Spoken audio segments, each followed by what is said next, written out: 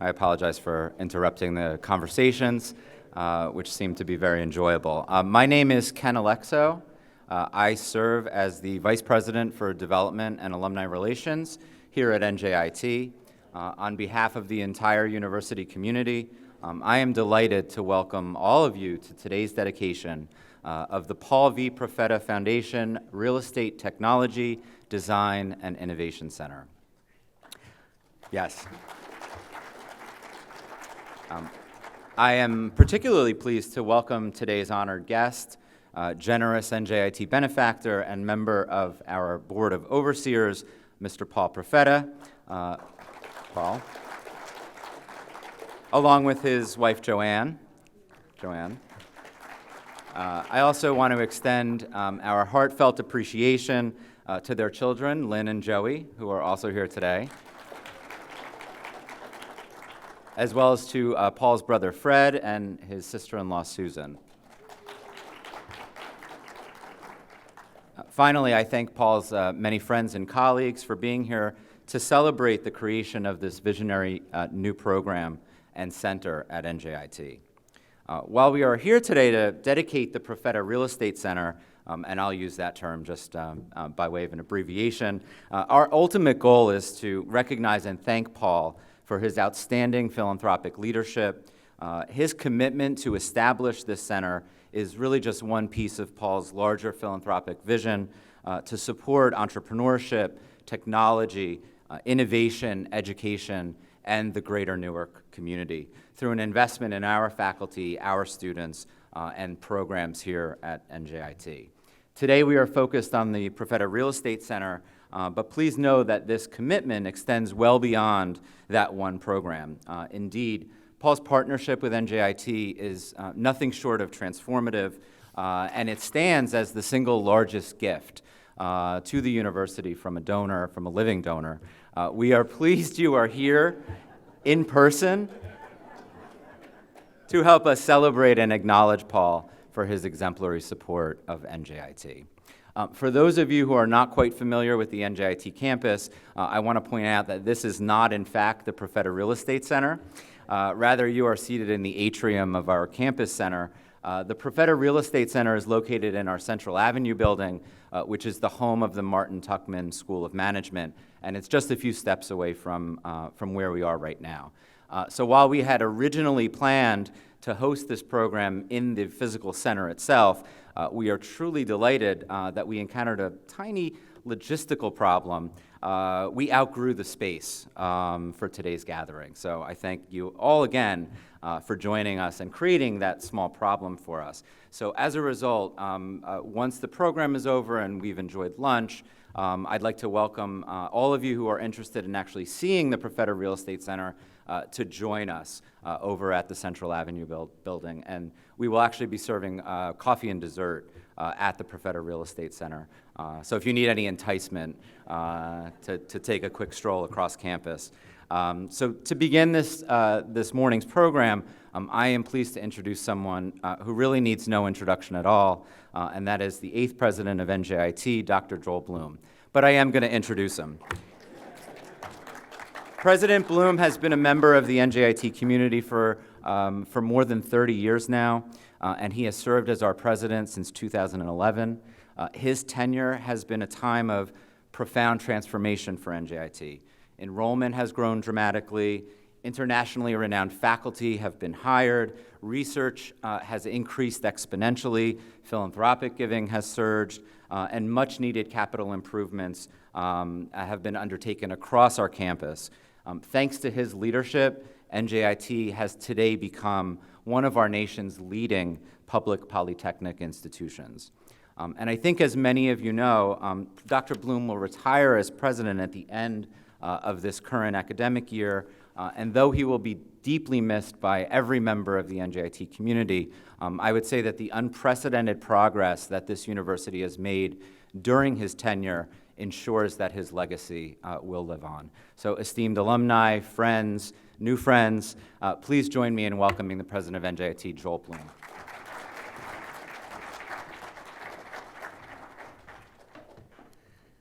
So I have 30 pages of prepared text, which I won't use.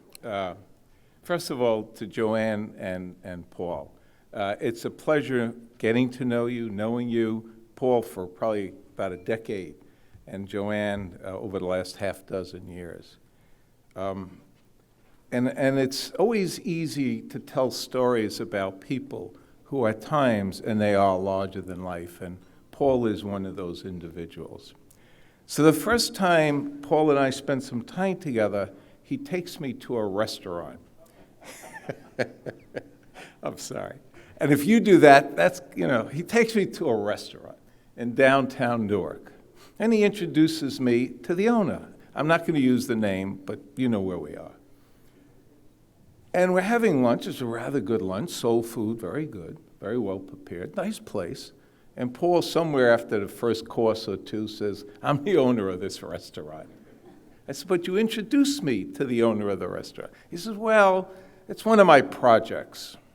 And I said, well, I know this guy is an entrepreneur, but a restaurant, downtown Newark, not easy business to be in, not an easy business. And then, of course, as the lunch unfolds, he's not really the owner, but it's his money that's behind the restaurant. And then he walks me through other investments that he has made across the city. And the takeaway is not that he's investing money, because he and I both know the ROI, right, the rate of the return on his investment. It's not why he's doing it.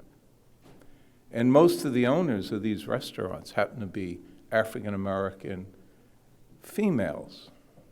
So Paul, for quite a number of years, has been an investment, not just an investment maker in this city, but he helps people have a better life.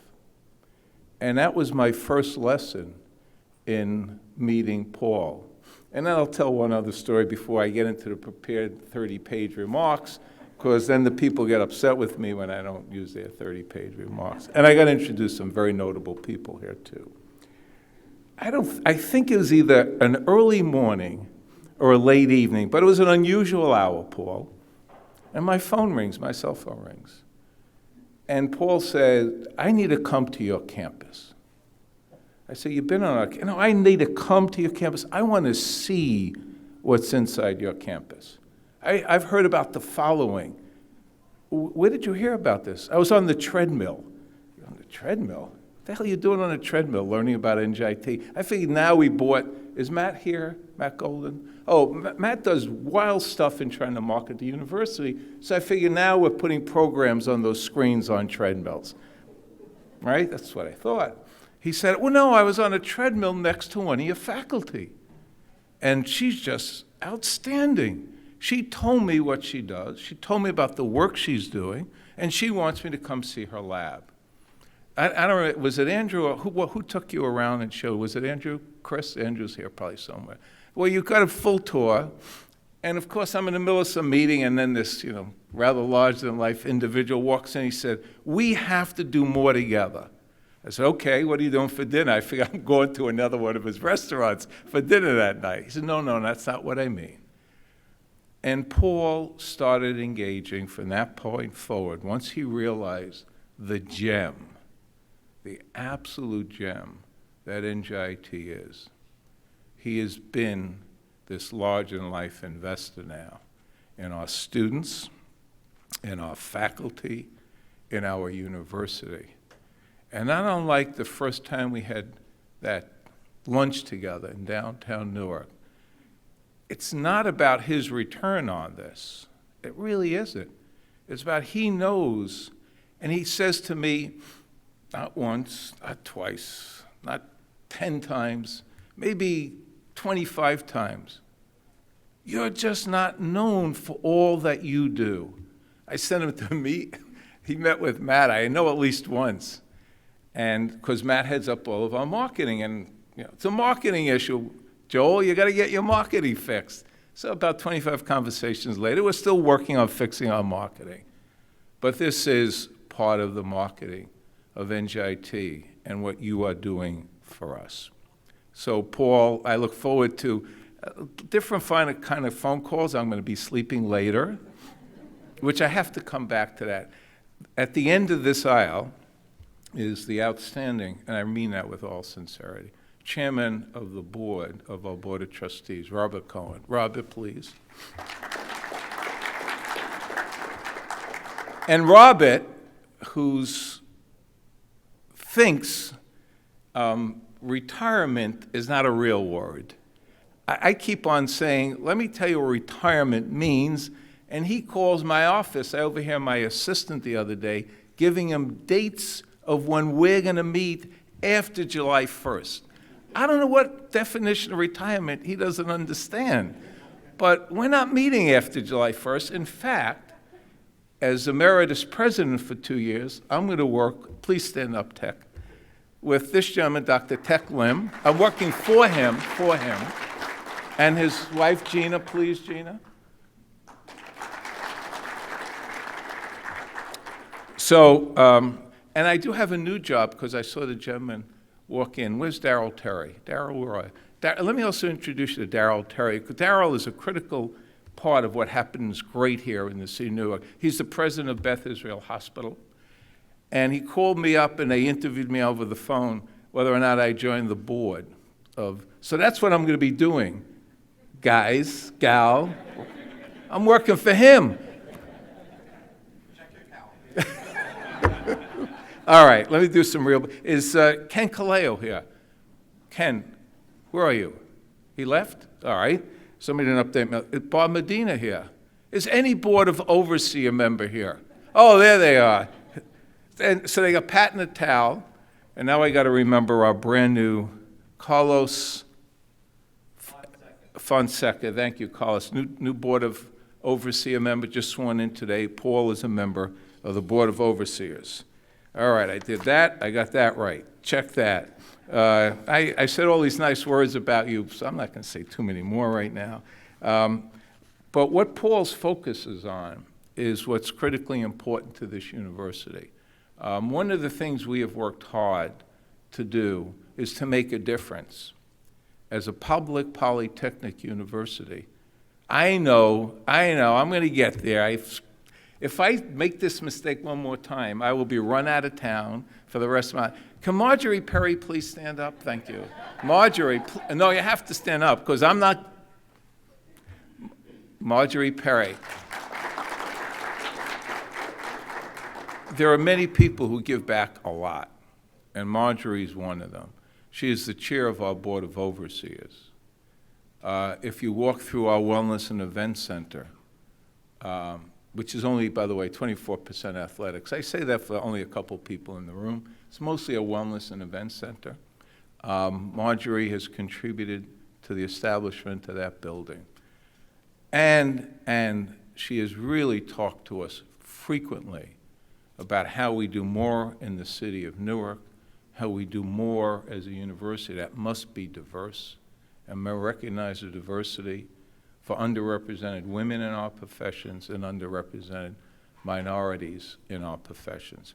And let me brag about the freshman class, which Marjorie always likes to hear about. It's 29% women. This university's freshman entering class, Joanne, is 29% women. That is the largest female freshman class, but it's taken us years to get there. And it's above the average at most public polytechs. It's above. Here's some other good numbers just from the freshman class. 25% Hispanic, Latinx. And I wish Bob Medina was here because not unlike Marjorie, wanted to know what the numbers have been. Bob Medina, who's also an overseer, is heading up a Latinx Hispanic council to help us recruit more Hispanic young men and women at this university. And our largest African-American freshman class have a 10% this past September. So this is part of the commitment that Paul is making because when he talks about entrepreneurship and innovation, he talks always, the second sentence is, for those who are underrepresented. Those who are underrepresented as women in our professions and those who are underrepresented as minorities. And what Paul continues to do for us goes into the space of innovation and entrepreneurship. So as you heard, this is one of 2 centers that Paul and Joanne and the Profeta Foundation, and thank you, Profeta family, as well. And I met these young men and women. They were at a Christmas party one year. Wow. It's like, you brought these big kids here today, Paul. Very nice to meet them again. So I'm going to end on the following. I know there's an end here somewhere. I'm going to get there very shortly. See, Matt, I am using some of the comments. I told you I'd use some of them. This is the beginning of a relationship with our outstanding Martin Tuckman School of Management. Where's Oya Tukel? Oya, thank you, our dean, who's just got vision and plans to move this school as it should be. It's about business and management, but it's about the technology that is all about managing and the application. And when I talk about deans, I see another dean here, Dean Craig Gottsman from the Yingwu College of Computing Science.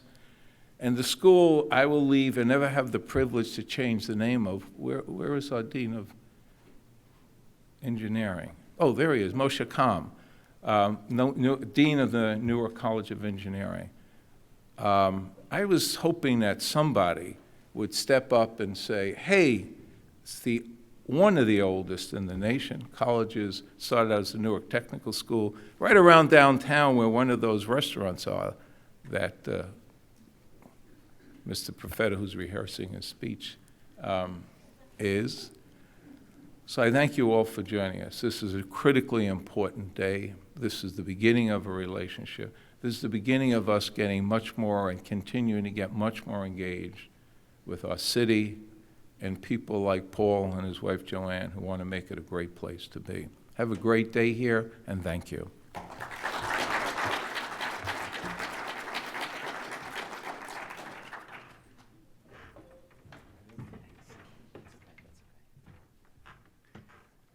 Thank you, President Bloom. And it's now my pleasure to formally introduce the Dean of our Tuckman School of Management, Dr. Oya Tukel.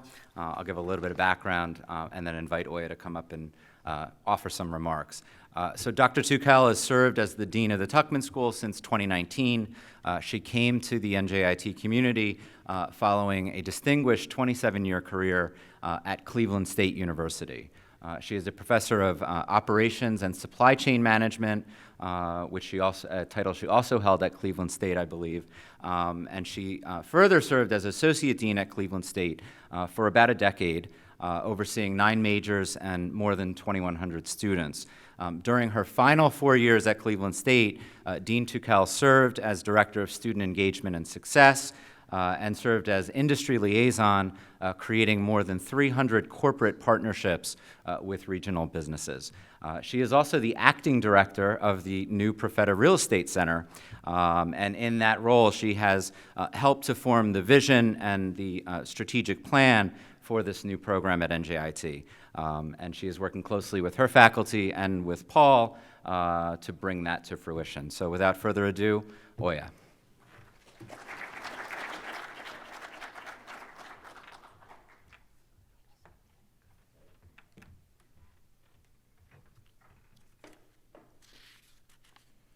All right, so I will find my remarks in here. I left it under a table there.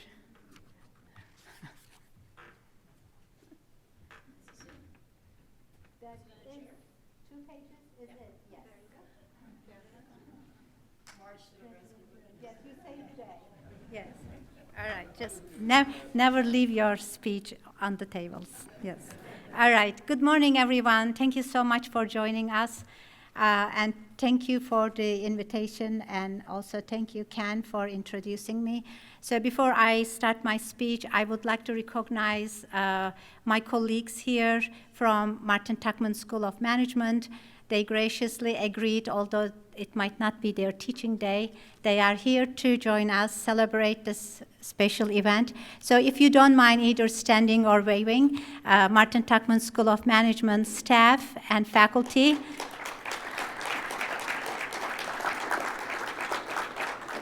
So none of that success that we have in the last few years is possible without them supporting me, being with me, going through a lot of great, initiatives together with NJIT administration. So I appreciate them being here, as well as all my colleagues, the deans, and also wonderful family, Paul. We did get a chance to meet with them finally, and we would love to learn more about them. All right, so I have a few remarks. For the sake of time, I'll go through them quickly. The center, Paul Profeta Real Estate Center, is far more than just a beautiful new space on campus. We recently completed the construction of the room. It's a critical component of the Tuckman School's roadmap for success. It both embraces and embodies the school's renewed vision statement to apply the disruptive thinking, innovation, and collaborative energy of a startup to business education and research to enrich our lives. Adding to President Bloom's earlier description, Profeta Real Estate Center will serve as a locus of teaching, training, and research related to the disruptive technologies, innovations, and novel design and construction techniques that are transforming the real estate industry. As such, the Profeta Real Estate Center seeks to create new academic programs of study, provide certificates, and host public-facing conferences, symposia, and conduct cutting-edge research related to the changing ways in which real estate is built, traded, used, and managed. While housed within the Tuckman School of Management, Profeta Center draws on the expertise and interest of faculty from across the campus, including the Hillier College of Architecture and Design, the Yingwu College of Computing, and the Newark College of Engineering. Our vision is to provide students and practitioners with not just foundational knowledge in the field, but a new mindset on how to approach the real estate industry. Earlier today, I had an opportunity to address the university's Board of Overseers regarding the Tuckman School to discuss our successes and challenges, as well as our strategic priorities and goals for the future. The Tuckman School of Management operates from a position of strength. We earned AACSB accreditation 25 years ago, and in fact, we just re-accredited this week. So I congratulate all my colleagues for their hard work. We have been recognized by the Princeton Review for our programs in innovation and entrepreneurship, ranking number 1 in New Jersey and number 34 in the nation. These accomplishments have bolstered the school's enrollment and retention rates and will enhance our ability to recruit the best and the brightest to join us as faculty. However, as Dean of Tuckman School of Management, I aim even higher. And in this way, I find a kindred spirit in Paul Profeta, whose lifetime of professional and personal accomplishments is based on the desire to build and rebuild, to create and recreate. The Profeta Real Estate Center provides the Tuckman School with the unique opportunity to expand our academic outreach and to build alliances and partnerships with the Newark community and beyond. Notably, it allows us to challenge our students. A diverse group of learners, 32% of them are underrepresented minorities, to ask more of themselves and to apply disruptive mindset to their problem solving. Paul, I am humbled by your generosity and honored to be your partner in disrupting. On behalf of Tuckman School of Management, I thank you for your extraordinary investment in NJIT, in our students and faculty. Thank you.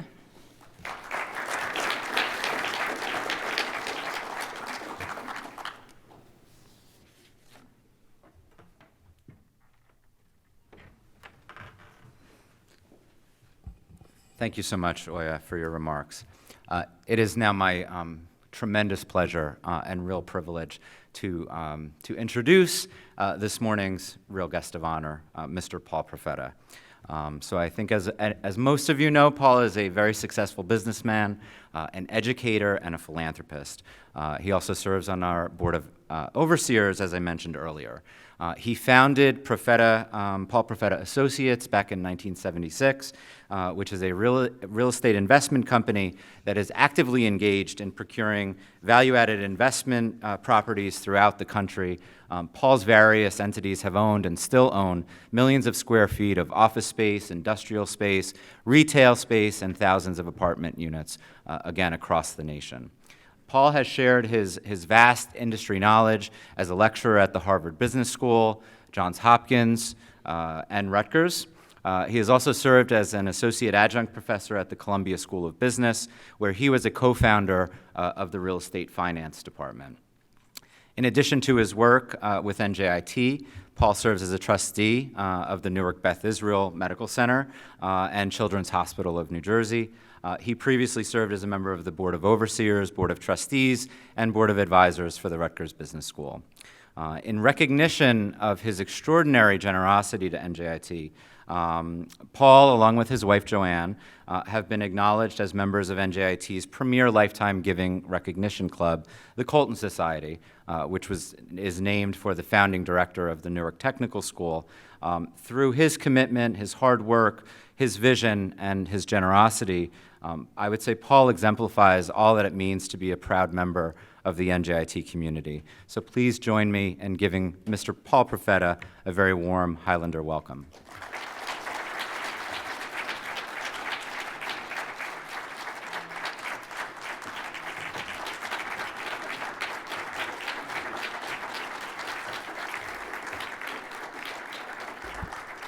Thank you very much.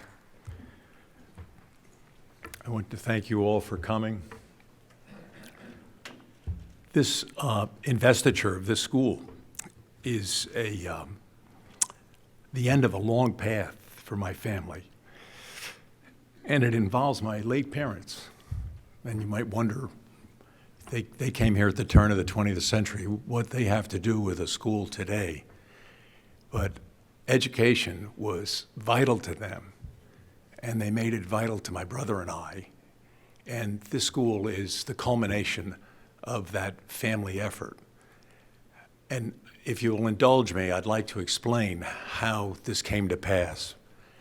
In order to do that, I've got to take you back to the beginning of the 20th century when they came here. America was a very different country then. We had the same boundaries, but it was a very prejudiced country. My father's name was Fiorigio. He came here when he was 3, 1906. And when he went to first grade, the teacher said, Fio, you know what, you're Fred. And he changed all the kids' records, his records, to Fred. Try to imagine somebody doing that today in a public school. That'd be the last thing they did. But that just gives you a snapshot into how prejudiced the country was then. Why did they come here? They came here in pursuit of the American dream. They came here tracking that beacon of liberty to a destination where they could find economic independence, free expression, and respect. Respect is what they wanted. And they came to a country that had those things, but those things were surrounded by a fierce moat of discrimination, a moat filled with bigoted piranha.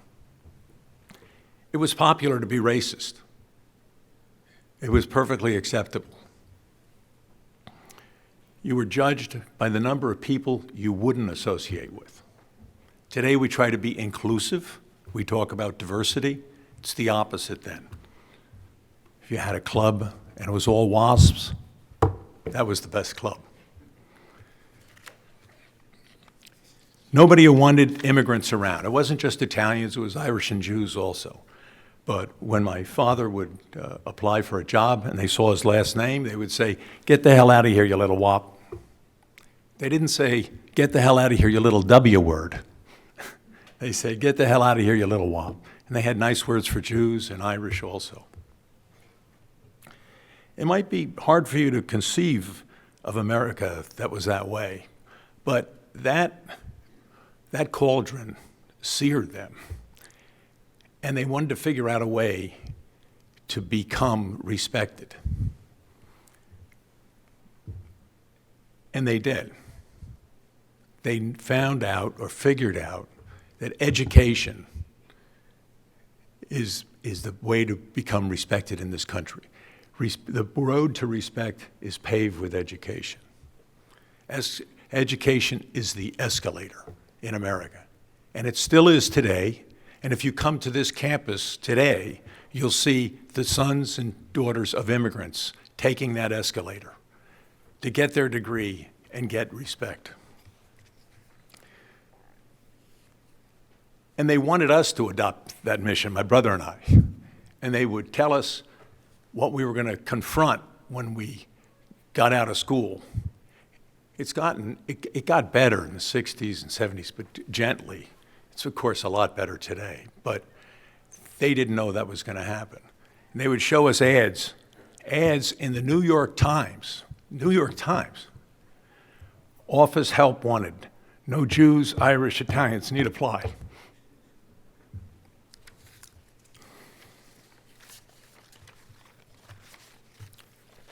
So what they discovered was, if they got educated, they had a chance of being treated with respect. So my father, who had 2 jobs, went to NYU at night. He got a college diploma, got a master's degree, got a law degree, then he got a real master's in law, then he got a doctorate in law, and he became a professor of law and a practicing attorney. Is that enough education? And that's some role model for a young kid like me. Have a father who accomplishes all that. You know, he wasn't the kind of guy you could say, oh, I don't have time to do that. My mother went to Adelphi, and when she married my father and they moved from Astoria, Queens to Maplewood, she went to Seton Hall and got a master's in psychology. And then she became a guidance counselor. And then she made a terrible mistake. She let the school assign her to my grade, and she became my guidance counselor. But as Joel likes to say, that's a conversation for another time. But from an early age, my brother and I knew that to please them, we had to get into a good school. I know this sounds like a stretch, but I'm telling you with no exaggeration. When I was 6 or 7, I would hear these words, Harvard, Yale. And I thought, what is that, a soccer team? But there was an intensity attached to it. They wanted us to do something with those Harvard or Yale. And they made it very clear that they just thought that that would be the best thing for us and would make them very proud. And they had a game plan. They didn't just talk about it. Dinners were family meetings. We didn't have dinner till my father got home. And then my brother and I would talk about what we'd done at school. If we had gotten a good grade or done something right, we were applauded and reinforced. And if we hadn't, we discussed it. How are you going to deal with that tomorrow? After dinner, up to your bedroom, do your homework. Kids would knock on the door. Can Paul come out and play stickball? Can Paul play basketball? No, he's unavailable. If I came down, got my homework done, they said, good, go back and check it. Make sure it's perfect. And God forbid I came home. This is really true. If I came home with an A-, they would have a teacher conference and ask the teacher what extra credit I could do to get an A or A+. And I really think I got better grades because they just didn't want to deal with my parents. So, in short, my brother and I have had productive lives because we had such a wonderful family. And they were just wonderful parents, wonderful role models, loving, morally nourishing. They taught us the 10 Commandments and how to live an honest life. And it's something that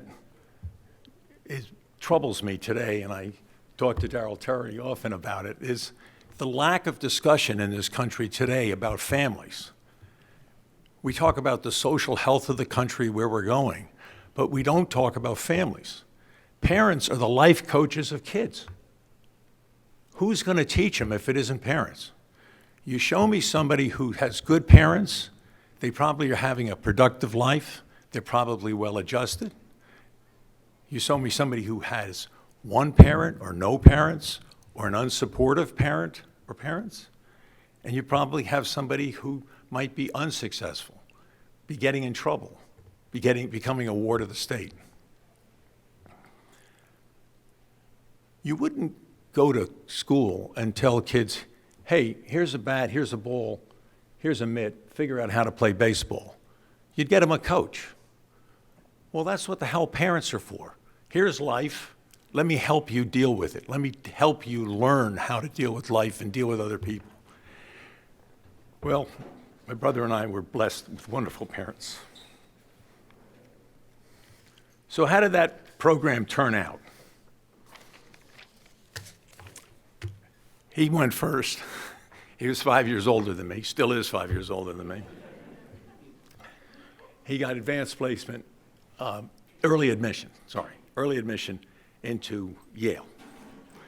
My mother got a charm bracelet, and she put a Yale medallion on it. And then he got into Harvard Law School, and she put a Harvard medallion on it. Then he got a master's degree at Harvard, and put another Harvard medallion on it. And then I went to Phillips Exeter, and she put a Phillips Exeter medallion on it.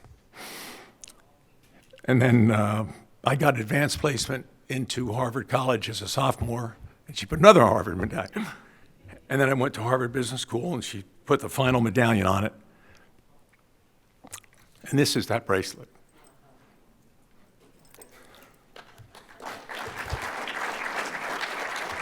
Sorry for being so emotional, but, and there's an NYU medallion too from my father. And she would wear this, and she would shake it. And she wouldn't say, look at my beautiful bracelet, or look at my medallions. She'd say, this is my bracelet of respect. Because she knew that going to these schools gave her kids a chance at being treated with respect. So how does that come around to this center? They knew education was the escalator for them. They launched us on good escalators. And I want the family legacy to be an escalator here at NJIT. If you came to this campus in the 60s and 70s, you saw a lot of Jews, Irish, Italians taking the escalator. Today, you see African Americans, you see Asians, you see Latinos, as Dr. Blum just told you. They're the children of immigrants taking the escalator, getting the degree, getting respect. NJIT, I'm putting it on here. Thank you.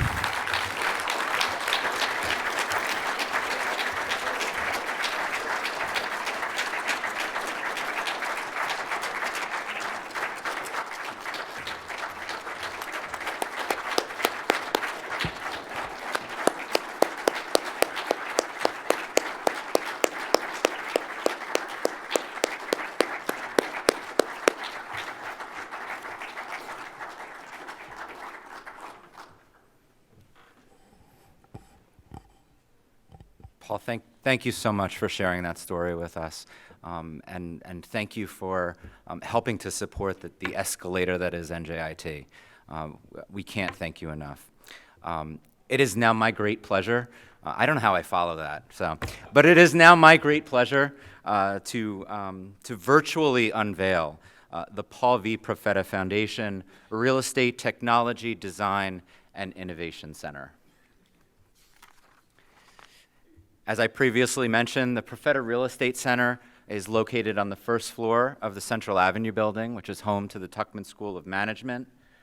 While the center is one of our newest spaces on campus, it has already served as the host site for some gatherings and seminars. We do look forward to touring the space with all of you later today and to welcoming you back for future Profeta Real Estate Center programs and activities. Typically, at a dedication program such as this, we would unveil a plaque bearing the name of the donor or the donors. However, this gift is commemorated not with a plaque, but instead with an entire wall, as you can see, which signifies the foundational nature of this truly extraordinary commitment that Paul and Joanne and his family have made. The Profeta Real Estate Center is visible to anyone who walks in to the Central Avenue building, and we are absolutely honored to have the Profeta name front and center within our Tuckman School of Management. And now, Paul, I would like to invite you, Joanne, Lynn, and Joey up to the podium for a special presentation in recognition of your commitment. And President Bloom and Dean Tukel, if you could join us, that would be great. Thank you.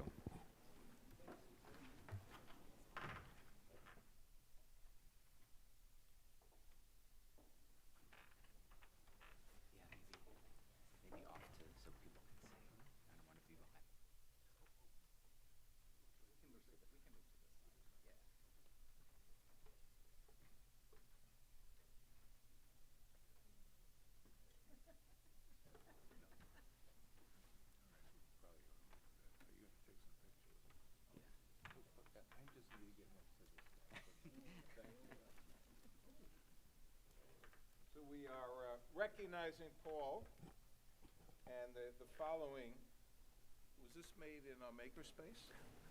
I don't Oh. know. All right. Unfortunately, We like to make our own awards in our makerspace. We'll talk about that later, sir. This is Paul the Profeta Foundation, Inc., Real Estate Technology Design and Innovation Center, dedicated March 10th, 2022. Thank you, sir. Thank you. Thank you.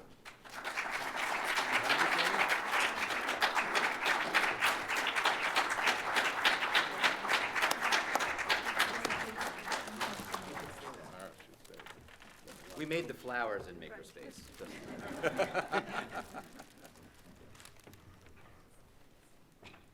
And we also have some gifts for Lynn and Joey. We gave them everything already. Yes. A few more pictures. We good with pictures?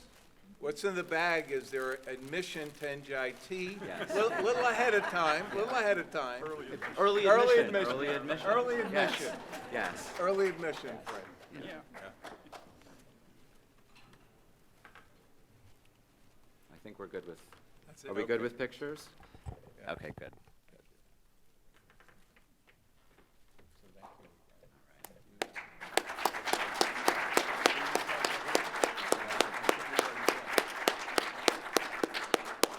Could we ask, I have some of this, we share a lot of experiences.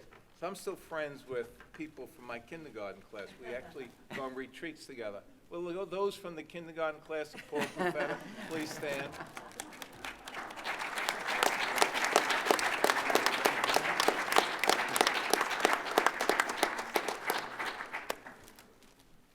Okay? Yes. Okay, so, thank you.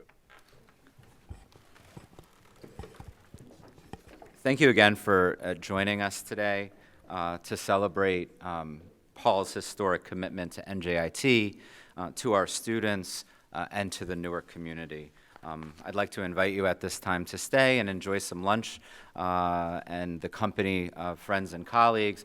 Following the lunch, I will reiterate that Dean Tukel has graciously offered to provide guests with an informal tour of the new Profeta Real Estate Center. And again, there will be coffee and dessert served in the Central Avenue building. So again, thank you for joining us, but most of all, thank you, Paul, for your commitment to NJIT and all you have done and continue to do. Thank you.